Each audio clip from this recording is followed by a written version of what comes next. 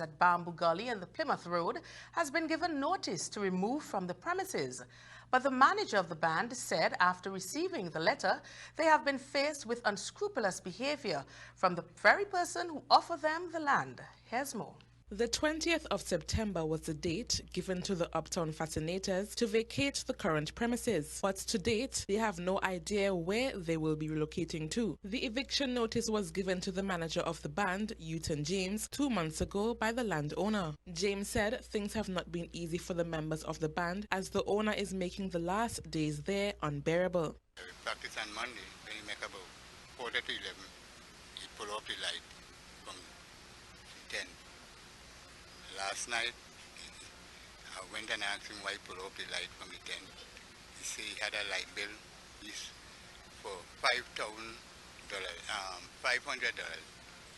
and he have to pay the light bill. We don't pay no light bill for him again. So I turn and tell him, why you say we don't pay no light bill? He continued that this happened 2 more times for the week and he was forced to purchase candles for the group to continue their practice session. Mr. James said that they are the ones who, from inception, have paid the electricity bills, so he doesn't understand why the owner would want to spite him and the children by making false accusations. Well, I sent my area representative, who's Claudia Gumju, to see if she could donate a spot somewhere around for the band, or if not, we can use the center of Glenrose Community Center. Right, I went to her already. My daughter write a letter to her. Stacey and James, she's the secretary, and we tell she reply as soon as possible. She can reply at all up to now. James is pleading with Mrs. Groom Duke to assist them as quickly as possible as he wants to remove the band from the area so as not to deal with the verbal abuse they have endured for the past couple of months from the landowner. Kimberly Job, Channel 5 News. We go with assist bands, right? There's Uptown Fascinators that's still looking for a home, Miss Beverly Ramsey.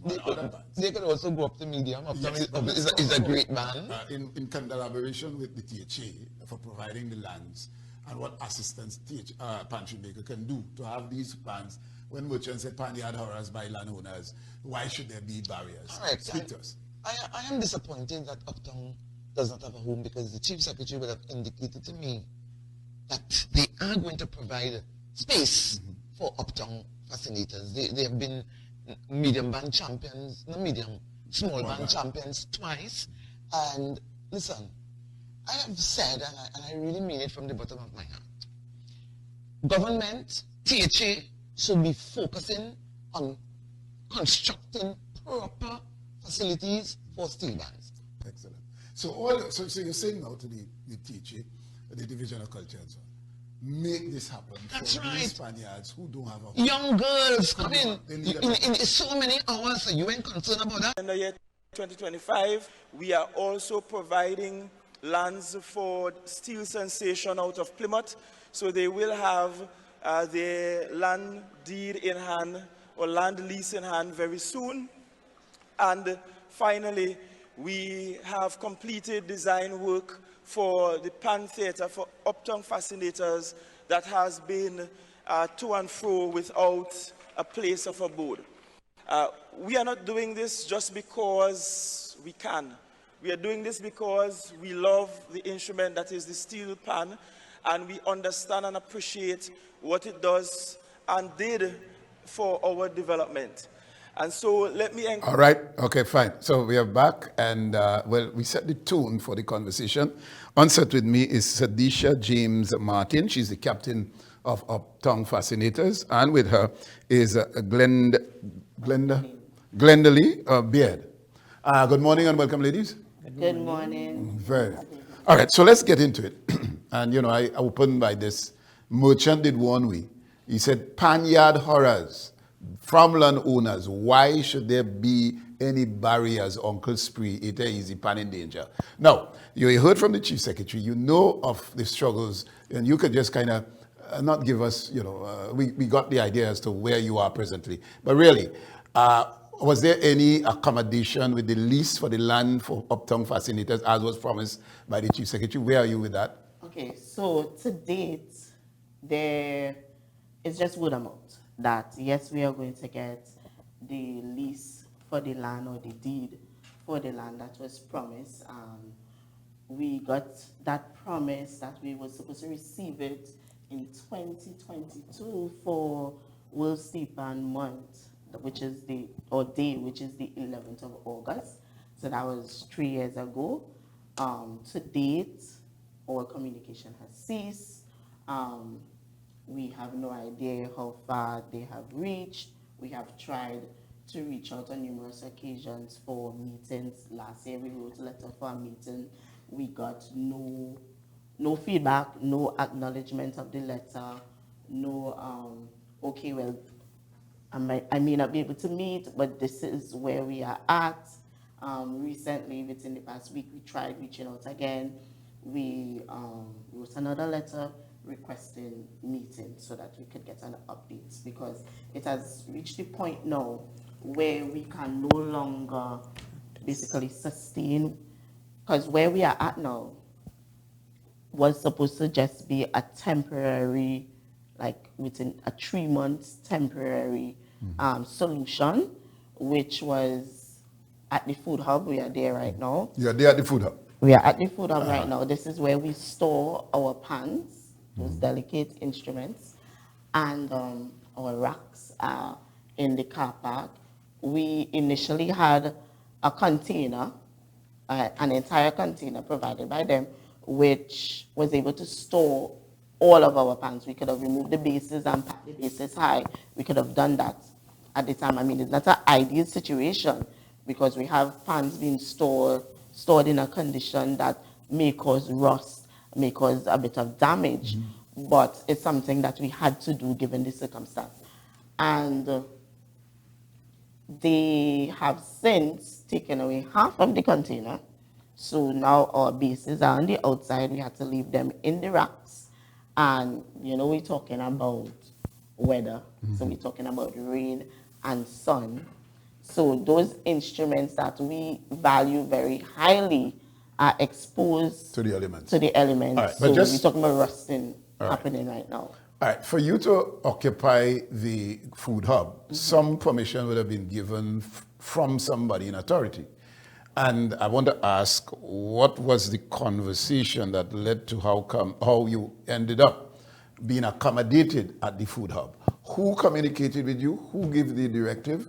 And why hasn't that grown into from the temporary space to your permanent space that you were promised? Let's speak to that from that standpoint.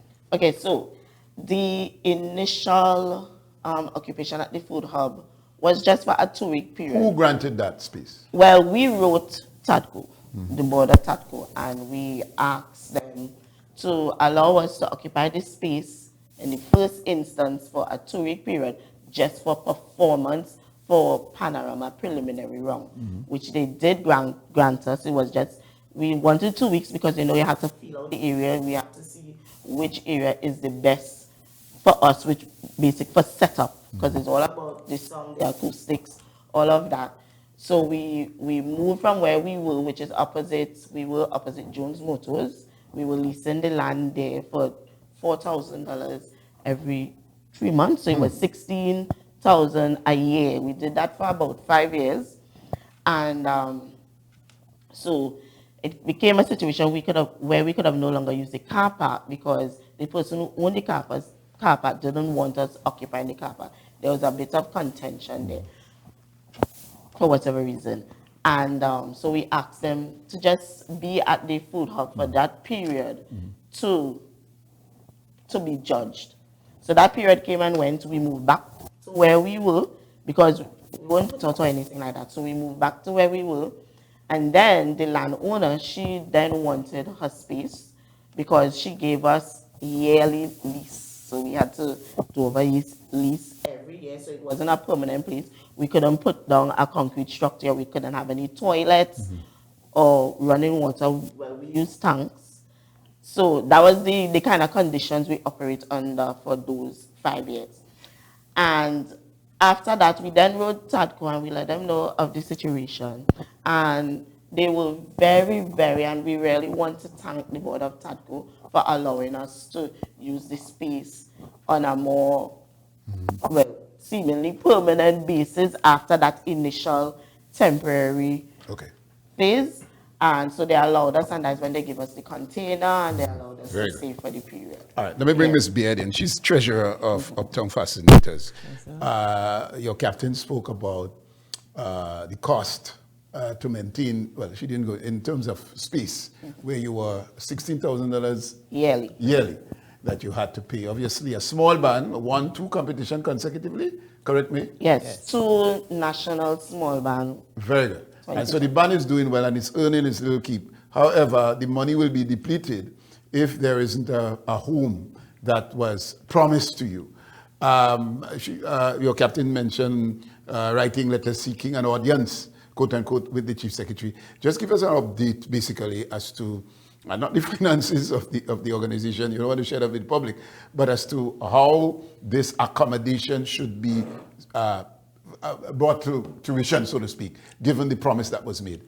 Well, I just want to begin at where we were first at Bamboo Gully. We were there and Bamboo Gully? Yes. We had the encounter with the landlord and we had to leave. So whatever money the band had, when we got the place right opposite Jones Motors, we invested in a pan tent. And that cost the band $100 and something thousand. That's all the money that we had. So when we got the place now to lease, we had to do our own fundraiser. We do breakfast sales and just to accommodate the $4,000 every quarter. Because when we get the prize money from Panorama, we have to pay our players. We have to pay them. And the band is end up with little or nothing. Presently? Yes. You only have little or nothing? Yes. All right, so the promise made by the chief secretary is what you were relying on to cut down the cost of leasing and so on. All right, you just said that up to now you have not got a response from the chief sec. You've written letters, you made phone calls. Tell us where you are now in your frustration as to get a comforting word from the chief secretary that this promise is not just a promise, but it's something that they must deliver. What's the next approach? You are here on Rise and Shine. We have highlighted all the clips that was showcased, highlighted what you were promised, but however, nothing yet. What is the next move? Okay, so as I said, we have been doing this for a while at the Food Hub. What this has resulted in is us becoming a Panorama band. A Panorama band? A Panorama band is one of the worst things in the pad world. When you say a Panorama band, you're not able to practice outside of the Panorama season. That's not what Steelpan is about, right? So it's embarrassing for us. We're not able to develop properly. We lose members because it seems like if we're not going anywhere. So the sustainability is no longer there. So right now, even though we are thankful for what the board of TATCO have done for us, land. We want something. All right, let's go there. Right. So when you leave here this morning, the land was promised to you. You don't know where the land is. Yes. We have an idea. Where? Because this seeking a land started in 2020. We wrote a letter to the then chief secretary in 2020, who then referred us to land management, and land management met with us and we went to different sites, and after that they wrote us a letter and asked us to make a formal application for government lands, which we applied for in October 2020. In January 2021, we got a response from land management telling us that the land is available for the use of a pan theater, to let us make the formal application. We made the formal application in February 2021. We then received a letter, so by this time, administration would have changed. We then received a letter from land management again in 2022, telling us that we have met the basic criteria for getting this land, basically. So since then, officially, besides that, we did meet with the chief and executive council. Yes. We did meet with the executive council at one period of time. And that is where we established like what the pan theater is going to look like, and we met with the EID cut. We did all of that. They did a plan. But since then, that was in 2022. All right. Do you wish to have the land to occupy the space? Because to wait on this pan theater to be constructed might take 100 years from now. Exactly. So have you had that conversation when you met with the chief secretary? As I said, we were supposed to get the lease for the land. You were supposed to get it that meeting? Yeah. No, we were supposed to get the lease for the land. That is what he said, that by the 11th of August, which is this Steelpan Day in 2021, that these three orchestras, there were three orchestras to receive government lands, will receive their deeds. That never took place. But if we get the land, just as we did when we leased the land, we will be able to construct something. If it means put on containers and do a shed, we will do it. But all right. Okay. All right. So, Ms. Baird, and so the idea of giving you the land presently as it is what you would prefer right now? Right because now. you are nowhere really except by the food hub. Right. So what are the plans to approach that? How do you get the chief secretary and whoever is responsible to get you to accept or get them to accept that you're willing to take the land as is? Well, we wrote a letter to the chief secretary a week ago and asked him to meet with us for us to have a conversation. If we get the deed for the land, our plans are that we are going to buy 2 containers, pack our pans, build a shed that we'll be able to practice. Because we have October Carnival coming up, then we have National Panorama coming up just now, and how are we going to tell our young people that we cannot go to Panorama? And that is the reason why that band was formed, to keep our young people together. She's the Panorama Liaison Officer, and she is Salisha James Sutton. Welcome. Good morning, Sutton. And the way they spell Sutton is not how I imagine it. But anyhow, good morning and welcome, Ms. James Sutton. Obviously, we got from your sister and your treasurer where we are with Uptown Fascinators. Obviously, the land is what you need. I was told by the treasurer that all you need is to get the land. The deed would come after, but however, Panorama is coming up very soon. So just tell us, getting ready for Panorama, as your sister said, Steelpan is beyond just Panorama competition. Let's speak to what you need to extend or to echo the request to have this land that you need so desperately. Okay, good morning, Tobago. Good morning, viewers. Right? Well, I'm the liaison officer of Uptown Fascinators, and I am responsible for seeing about the players' well-being, seeing about pick up and drop off at nights and stuff like that. And presently, right now, we are at the food hub, right? Right, we are at the food hub, right? And it is, how to put it? It is ups and it has down, right? Because right now we have nowhere to store our pans, right? We have the pans racks and them are outside, right? And those are national instruments. And we are now, the pan are national instrument of Trinidad and Tobago, right? And to be treating pan, like in that kind of environment, the wear and tear, you understand? It is too much. Okay. And right now we want our land, we want to have a home to call home. We need a place to call home. Excellent. Now, and just to be clear, it is not inside the food hub, you're outside in the rain. Yes, we are outside to the elements of the elements, air. Of course. So all the other hoop, rain and fall, when all the practicing and so on. Shoot. Steelpan has gone past that.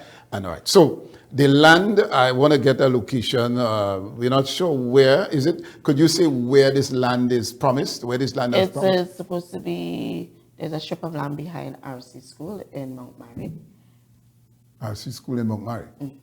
Oh, Mount Mary? Yes. That piece of land, government land over there? Yes. Oh, okay, yes. I know it's one thing. All right, so, so your approach now, as I was saying to your sister, Mrs. Sutton. Yes, right. That this land, you're willing to accept it as it is, and you can set up whatever needs to be set up there. Your members would be excited that you have the space to go to. Is there water? Obviously, ladies are going to have to need bathrooms and so on, toilet and so on. Just tell us what, if they give you the land just so, without water, without whatever. Would you be satisfied with that? Because the teacher could tell you through the land management, well, listen, we need to set up water, we need to set up electricity and so on. Are you prepared to take it as is and you would put all the infrastructure in your place yourself? Tell us where we need to go, because those are serious matters, serious issues. Which one want to approach that? Ironically, we have been under those conditions since we were established. We have never had toilet facilities, honestly. No way. So to have toilet facilities will be a big thing for us. But because we know what it takes, and we know the procedures to go through, because when we leased the land, we went and we got the permission, we got the current.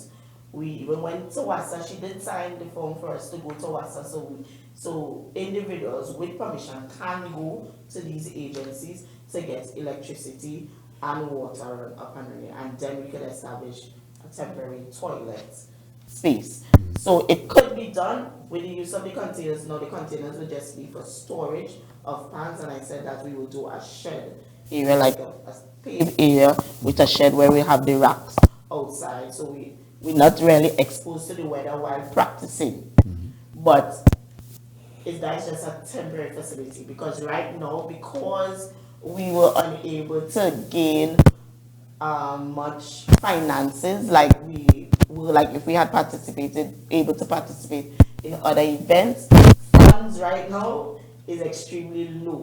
So before, like, we would have been able to build a board structure.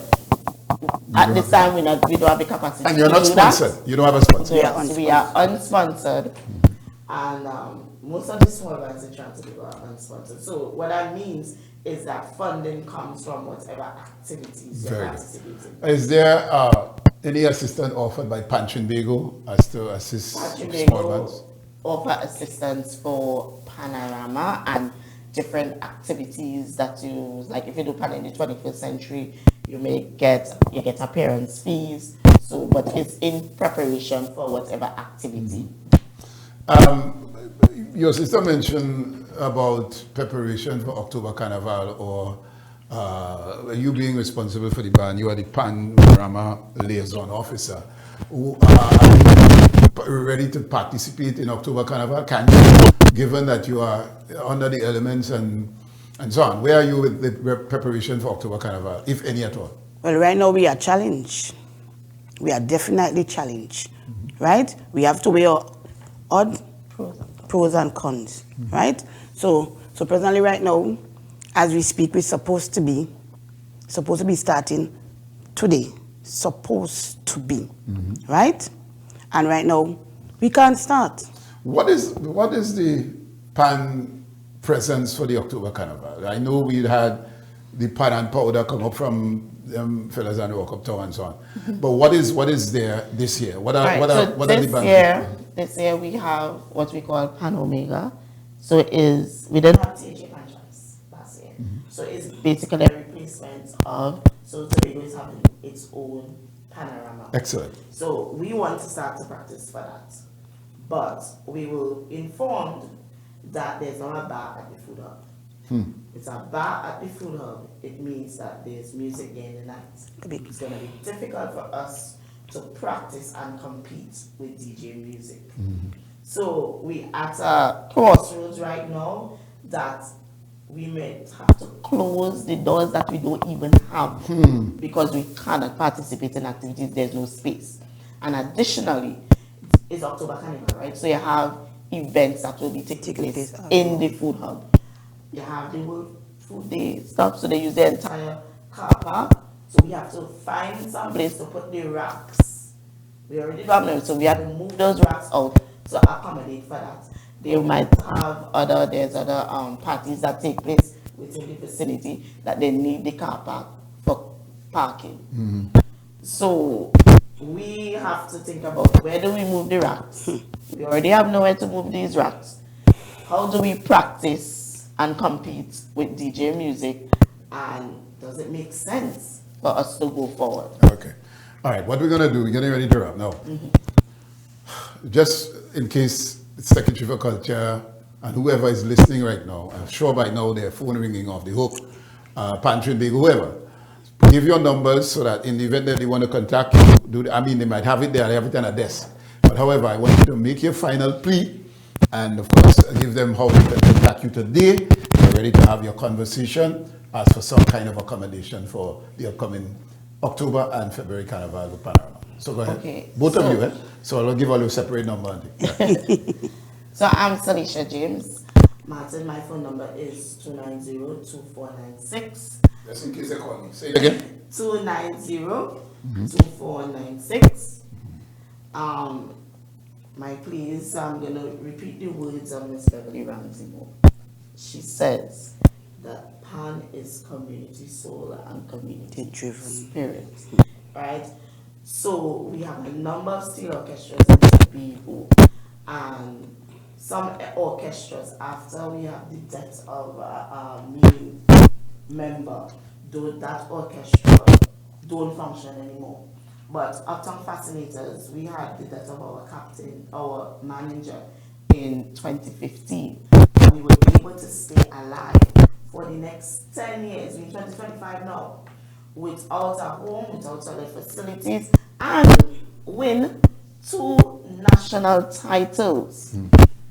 So if that is not enough for you all to take us on seriously, think about the young people, think about those who grow up in the band. We have had members who have been there from as young as 7 years old. They are now 23 years old in university, who working, and they are still members. They are now executive members. Oh gosh, let them know that the government know that the THA, whatever party might be the THA, that you all think about them, that you all understand what PAN brings to the community.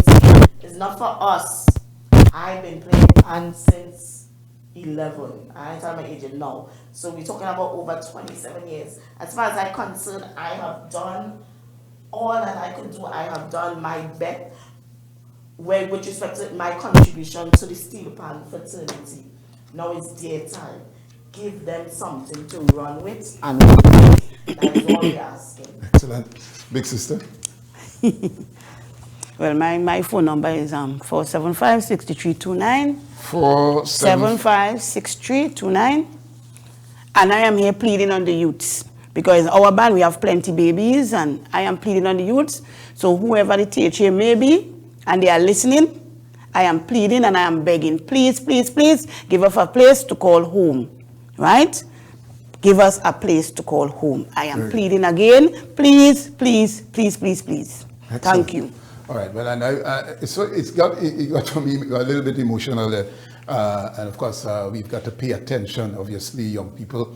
And this band has been very successful and impacts the psyche of our young people in terms of their commitment to this instrument. And clearly, it provides more than just playing. As was said, it's not just a Panorama band, because PAN is more than that. At this year, or this stage because Steelpan is not a national instrument and so on, we ought to do our best to ensure that these people get their just due, which is a home that was promised. They're going to take the land dresser. They're going to fight up and get everything as they're ready, please. So I would hope that they get a call after they come off the set. So thank you very much, and we are thanking you in advance for responding to this desperate call and this desperate plea. All right, we go for the break. I want to thank you, ladies. All the best to you. Thank you.